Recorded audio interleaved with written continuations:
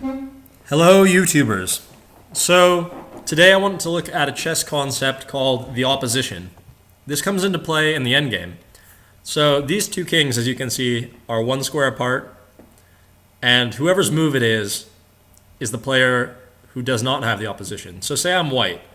If it's me to move, I have to go sideways or backwards. But if I go backwards, we end up in the same predicament.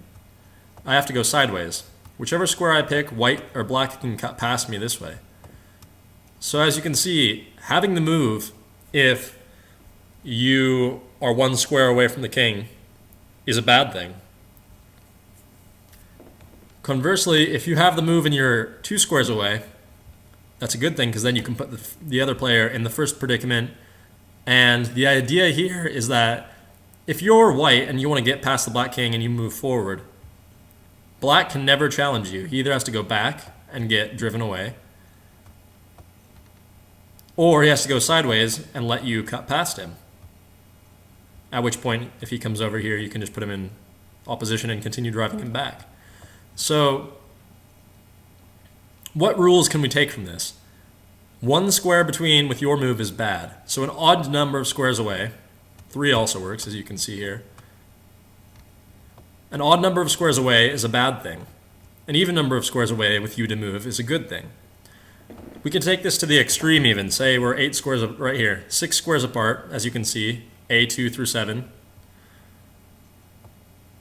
If white goes first, eventually he will reach opposition.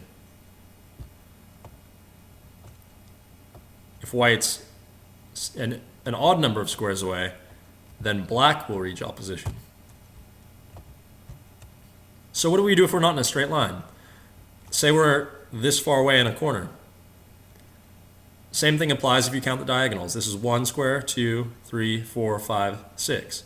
So if white goes first, no matter where black goes, white can just continue keeping him in his diagonal. And as you can see, eventually, white's going to get the opposition. So if we're in a different type of a rectangle like this, it's white to move. If he goes here, now he puts black in a rectangle which is on the E file, across to the B, up the B, and across to the E right here. If white can move and put black to move in a rectangle like this, it's good for white. Because no matter where black goes, white will eventually create the opposition. And at this point, if black moves, white can just keep the opposition there. Because as you can see, there's an odd number of squares with black to move. So the idea here is that we can figure this out with the idea of a rectangle. Now, how do you get past a king? Say it is white to move right here, and he wants to eventually hit the B7 square. He's going to come forward, and black is going to go ahead and do his best to challenge him. At this point, white can't just come across this way. That does nothing for him. So white's actually going to, when it's black to move, black can come over, white, black, white can come over, and then black can come over, white can come over, black can come over, white can come over.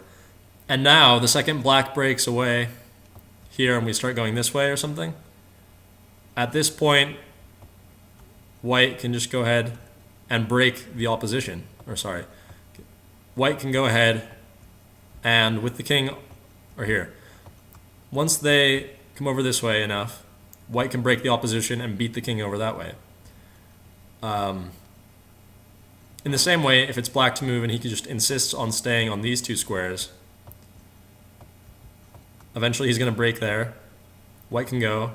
And now if black wants to keep that B7 square, then he can move here. But as we see, this doesn't work even because eventually he gets put in the opposition. And yeah, white's going to get there. The point being here, if you can create the opposition, you're eventually going to be able to get past your enemy and reach important squares. If you can, or if you cannot, you'll probably lose the endgame. Hopefully this has been helpful, and win some chess games. All right, take care, YouTubers.